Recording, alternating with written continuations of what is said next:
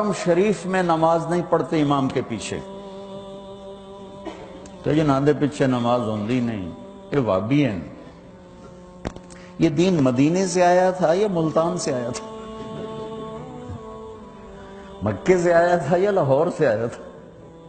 کیا ظلم و ستم ہے، وہ کس قدر جاہل۔ میں نے خود اپنے کانوں سے ایک کلپ سنا کہ مسجد نبوی کے امام کے پیچھے نماز نہیں ہوتی، یہ گستاخ رسول۔ میں نے اپنے کانوں سے سنا ہے، مفتی کا ٹائٹل لگا ہوا ہے۔ کیا میرا رب اتنا کمزور ہو گیا ہے؟ میں تو اپنی مسجد میں اپنے کسی مخالف کو کھڑا نہیں ہونے دیتا ہوں۔ تجھے تے کھلو مڑ دو گے کسی تو میرا رب اتنا کمزور ہو گیا کہ اپنے حبیب کے مصلی پر اسی کے گستاخ کو کھڑا کر دیا۔ اپنے گھر میں حرم بیت اللہ جہاں ایک نماز 1,00,000 کے برابر، وہاں ایسے آدمی کو کھڑا کر دیا جو اللہ کے رسول کا گستاخ ہے۔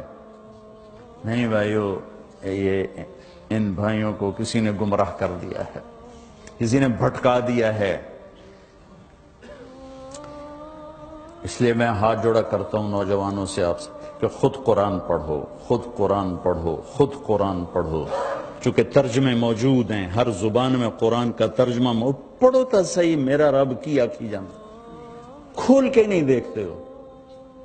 اپنے نبی کی زندگی پڑھو، اپنے نبی کی سیرت پڑھو، اپنے نبی کی حدیث پڑھو، تمہیں خود پتہ چلے گا کہ وہ ہستی کیا فرما رہے ہیں۔ پھر تم بیٹھنے والے کو پکڑ سکتے ہو، جناب کی بولی جاندے ہو۔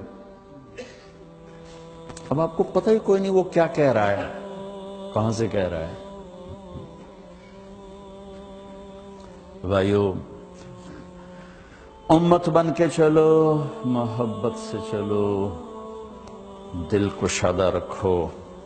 میرا رب، جس رب سے معاملہ ہے نا، بڑا کریم، بہت مہربان، بہت مہربان۔